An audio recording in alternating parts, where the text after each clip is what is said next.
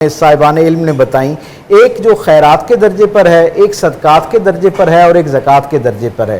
فطرانہ جو ہے یہ اس کے بارے میں جب شرعی اصطلاح کے طور پر ہم اسے لیتے ہیں تو سرکار دو عالم کی ہدایت کی روشنی میں یہ ہر صاحب استطاعت پر واجب ہے۔ اور یہ کن لوگوں پر واجب ہے؟ دوسرے لفظوں میں اگر یہ دیکھا جائے تو جو صاحب نصاب ہے زکوٰۃ کے حوالے سے بیسیکلی واجب تو یہ اس پر ہے، لیکن زکوٰۃ والے جو شخص ہے اس کی تعریف یہ ہوتی ہے کہ سال بھر کے لیے وہ صاحب نصاب رہا ہو، یعنی پورا سال صاحب استطاعت رہا ہو۔ جبکہ فطرانے کا معاملہ یہ ہے کہ جس دن فطرانے کا دن ہے اس دن اسے صاحب استطاعت ہونا ضروری ہے۔ صاحب استطاعت ہونے کے بعد اگلے درجے پر یہ قرآن حکیم اتنا جامع رہنمائی کا کلام ہے اللہ کی طرف سے، اس لیے ہم اسے کلام کامل کہتے ہیں۔ آپ دیکھیں کتنا بڑا مسئلہ ہے اور کتنی اس کی جزیات ہو سکتی ہیں۔ قرآن کی کاملیت کا اندازہ اس بات سے لگائیں کہ سورہ توبہ کی ایک آیت میں اللہ نے انفاق فی سبیل اللہ، اللہ کے راستے میں خرچ کرنے کے جتنے سوالات انسان کے ذہن میں اٹھ سکتے ہیں ان سب کا جواب ایک آیت میں دے دیے۔ اور سورہ توبہ کی آیت نمبر 60 جو ہے اس کے اندر سرکار دو عالم صلی اللہ علیہ وسلم کی زبان اطہر سے اللہ نے یہ کرم فرمایا، قرآن حکیم کا یہ نور ہم تک پہنچا۔ پروردگار عالم نے 8 مدات بیان کر دی ہیں۔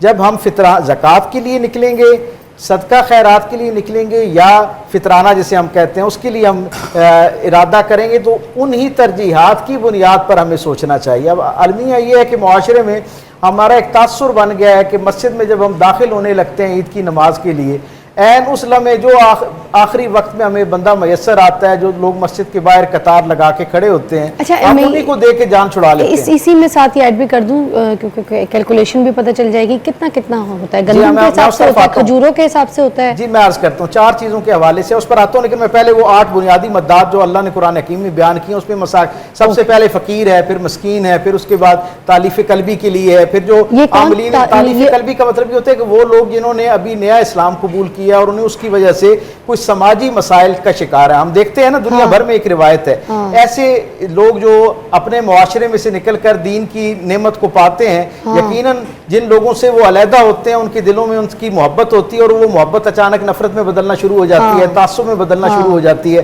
وہ آئسولیشن میں جانا شروع ہو جاتے ہیں، گویا ان کے سماجی اور پھر ایک اگلے درجے پر یہ کہہ سکتے ہیں کہ معاشی مسائل پیدا ہونا شروع ہو جاتے ہیں۔ تو دین رحمت یہ چاہتا ہے کہ معاشی مسائل اور اس امتحان اور چیلنج کی وجہ سے کہیں وہ شخص واپس نہ پلٹ جائے، اس لیے اس کی تالیف قلبی کے لیے جو وہ خرچ کیا جانا چاہیے۔ عاملین زکوٰۃ چوتھا شعبہ ہے جس کے اوپر خرچ کیا جا سکتا ہے۔ پھر لوگوں کے قرض اتارنے کے لیے، لوگوں کی گردنیں آزاد کروانے کے لیے، جس طرح قیدی ہیں آج کل، یہ بڑی اہم بات ہے آپ کے پلیٹ فارم سے سامعین تک پہنچنی چاہیے کہ وہ ایک بڑی تعداد، کیونکہ ہم جیلوں میں جاتے ہیں وہاں ریفارمز کے حوالے سے موٹیویشنل جو ہے نا ان کے ساتھ کمیونیکیشن کرنے کے لیے، تو ہم دیکھتے ہیں کہ ایک بڑی تعداد ایسے لوگوں کی وہاں موجود ہے جو اپنی سزا پوری کر چکے ہیں لیکن تھوڑے سے جرمانے ہیں جو وہ نہیں دے پا رہے ہوتے اور اس کی وجہ سے انہیں وہاں پر قیام جو ہے اس کو بڑھانا پڑ جاتا ہے۔ ایسے لوگوں کے لیے بھی خرچ کرنا قرآن حکیم کی براہ راست روشنی کی ذیل میں بڑے اجر و ثواب کا ذریعہ بن سکتا ہے۔ پھر اگلے درجے کے اوپر جو اللہ رب العزت یہ فرماتا ہے کہ جہاد فی سبیل اللہ اگر اسٹیٹ کی طرف سے اناؤنس کیا جائے،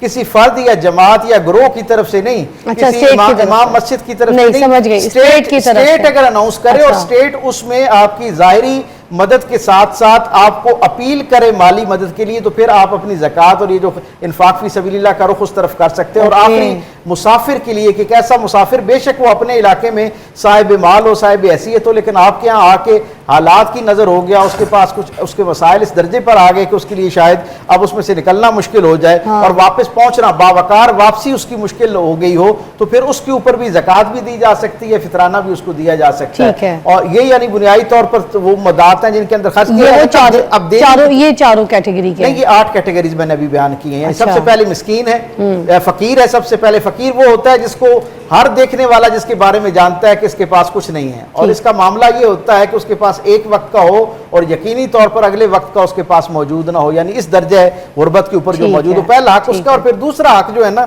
اچھا کیا آپ نے میری توجہ دلا دی اس طرف، دوسرا حق جو ہے نا میں سمجھتا ہوں انفاق فی سبیل اللہ میں سب سے خوبصورت حق ہے۔ اللہ کے رسول صلی اللہ علیہ وسلم فرماتے ہیں سب سے زیادہ اللہ کے ہاں اللہ کے رستے میں دیا ہوا اس طبقہ زندگی پر خرچ کرنا اللہ کو سب سے زیادہ پسند ہے، اور وہ کون ہے؟ وہ مساکین ہے۔ حضور سے پوچھا گیا مساکین کون ہے؟ حضور نے فرمایا وہ کہ جن کی ظاہری حالت سے لوگ یہ اندازہ نہ لگا سکیں کہ ان کے مسائل کیا چل رہے ہیں، اور وہ اپنی شخصیت میں اتنے باوقار ہوں کہ کسی کے سامنے اپنا ہاتھ نہ پھیلا سکے. وائٹ کالر والے جو جنہیں ہم وائٹ کالر کہتے ہیں, نمائش بھی نہ کریں, نہ ہاتھ پھیلائیں. اللہ کے رسول نے فرمایا جو اپنی گردن سے ہاتھ جو ہے نا, جن کا ہاتھ ہٹتا نہیں ہے, یعنی اس کا مطلب یہ کہ جو اپنا ہاتھ پھیلاتے نہیں ہیں, ان کو دینے پر اللہ حضور نے فرمایا اللہ دوہرا اجر عطا فرماتا ہے. ایک اللہ کے راستے میں خرچ کرنے کا, دوسرا ان کا جو وقار ہے اس کو قائم رکھنے میں ان کی مدد کرنے پر اللہ تعالیٰ اجر عطا فرماتا ہے. ان کے راز کو بھی راز رکھنا, سفید پوش کو بھی ہاتھ میں پکڑاتے ہوئے تو ویڈیو بنوانا, یہ بڑا ایک المی ہے ہمارے یہاں. دنیا نے لوگ کہتے ہیں ہم تو نیکی کرنا سکھائیں گے تو سیکھیں گے, باقی کچھ نہیں سکھا رہے, ویڈیو بنا کے نیکیاں یہ رہ گئی ہیں. آپ دیکھیں نا 1000 روپیہ دے رہے ہوتے ہیں اور 50,000 لوگوں کو جو ہے نا واٹس ایپ پہ اور براڈ کاسٹ اس کے ذریعے جو ہے وہ تصویر بھیج کے بتایا جا رہا ہوتا ہے کہ ہم نے 1000 روپیہ اللہ کے راستے میں دیا ہے. اور لینے والے بھی اس طرح کے ہیں کہ وہ لائن میں کھڑے ہوتے ہیں, اور عجیب معمہ ہوتا ہے کہ سیٹھ صاحب کے گھر کے باہر ایک لمبی لائن لگی ہوتی ہے, وہ ایک آٹے کا توڑا دے رہے ہوتے ہیں, اور لینے والا کیا کہہ رہا ہوتا ہے, صاحب اللہ آپ کے رزق میں برکت دے, اگلے سال جب آپ دوبارہ زکوٰۃ یا خیرات کرنے لگیں تو ہمیں یاد رکھیے گا. یعنی اس کا مطلب یہ ہے کہ اس نے بھی ذہن بنا لیا ہے کہ میں نے اسی پر ہی ڈیپینڈ کرنا ہے. حالانکہ اللہ کے رسول نے تو یہ فرمایا کہ بہترین اللہ کے راستے میں خرچ کرنا وہ ہے جس کے عوض اگلا بندہ جو ہے وہ اگلے سال زکوٰۃ لینے والوں کی بجائے زکوٰۃ دینے والوں کی فہرست میں شامل ہو جائے. تو میں نہیں مانتا کہ اس دل کے اندر کہیں سختی ہوگی, اس دل کے اندر کہیں پہ کوئی فرونیت ہوگی, اس دل کے اندر کہیں پہ کوئی دوسروں کے لیے نفرت کے جذبے ہوں گے. سرکار ویسے صاحب کہتے تھے جب تمہارا تزکیہ ہونا شروع ہوتا ہے نا, سب سے پہلی چیز جو تم باہر اٹھا کے پھینکتے ہو وہ غصہ ہے, کہ تھوڑی دیر کے لیے باہر نکال دیا, اور غصہ کسی پہ بھی آ سکتا ہے. تو یہ جو جتنے غربا ہیں, مساکین ہیں, یہ آپ کا امتحان ہے.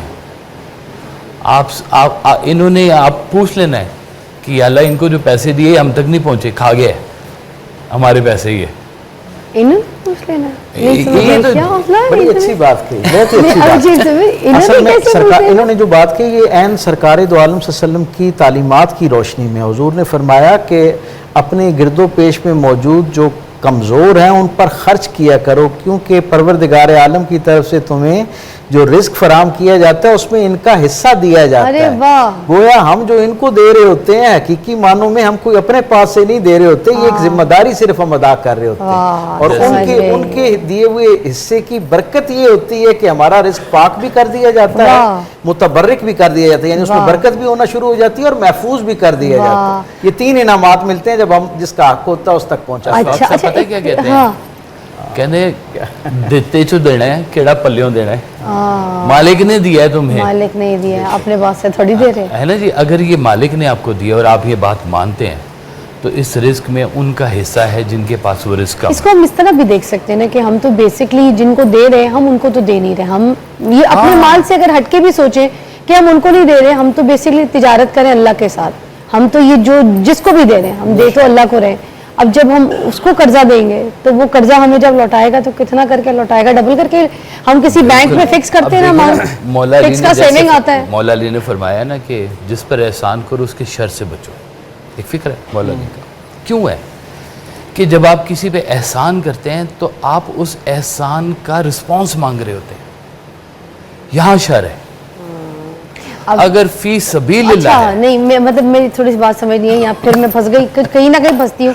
ٹھیک ہے چلو بینک میں فکس کراتے ہیں, فکس کی سیونگ کا جو آتا ہے وہ تو اٹس ناٹ اجازت, ہمیں تو اس کے لیے منع فرمایا ہے, کہا ہے کہ پیسے کو ایکٹیو میں رکھو, چالو رکھو تو وہ صحیح رہے گا. مگر جس کو ہم جیسے اگر کسی کو اچھی نیت سے دے رہے ہیں اور ہم دماغ میں رکھ رہے ہیں کہ ہم نے اس کو نہیں دیا, ہم نے تو بھائی اللہ کے ساتھ تجارت کی ہے, اس میں شرک تو نہیں آئے گا. نہیں, اس میں کوئی ایسی چیز منافقت تو نہیں آ رہی. یہ تو قرآن حکیم کی آیت سے بھی ثابت ہے نا. ہاں بالکل. اچھا پلیز بیان کر دیں وہ آیت بھی ساتھ ساتھ تاکہ یہاں کلیئر ہو جائے. اللہ رب العزت اس کی مثال دیتا ہے میرے اور آپ کے سمجھنے سمجھانے کے لیے. وہ کہتا ہے جو میرے رستے میں خرچ کرتا ہے, کرنا ضرورت مند پہ خرچ ہے, ٹھیک ہے, بھی نیت اور ارادہ یہ ہے کہ میں اللہ کے ساتھ تجارت کر رہا ہوں. ہاں یہ بات, اس نیت اور ارادہ جو آپ نے بات کی بالکل قرآن حکیم بالکل انہی معنوں میں ہماری ہدایت کرتا ہوا نظر آتا ہے. پروردگار عالم فرماتا ہے کہ کہیں پر بھی شرک نہیں ہے. وہ کہتے ہیں ایک کوئی چیز جب آپ کسی کے اوپر خرچ کرتے ہیں نا, مقصود یہ ہوتا ہے کہ اللہ راضی ہو, اللہ کے ساتھ تجارت ہو رہی ہے. تو اللہ کہتا ہے کہ اس کی مثال ایسے ہے جیسے کسی دہقان نے, کسان نے ایک بیج زمین کے اندر ڈالا,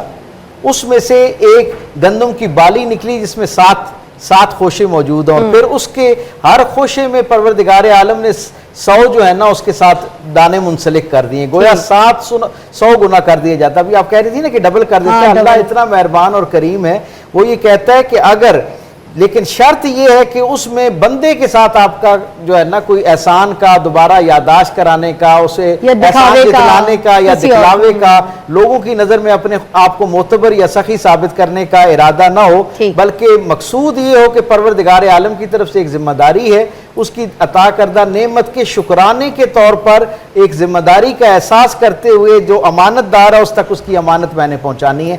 एक दाना खर्च करेगा, अल्लाह रब्बुल इज्जत कुरान में वादा करता है कि 700 गुना करके वापस किया जाएगा। ठीक है, अब क्लियर हो गया। अब क्लियर हो गया जी। हाँ, चलें, शुक्र है। सारा क्लियर हो गया। बड़ी जरूरी है, हमें भी क्लियर हो तो लोग भी जो देख रहे हैं उनको भी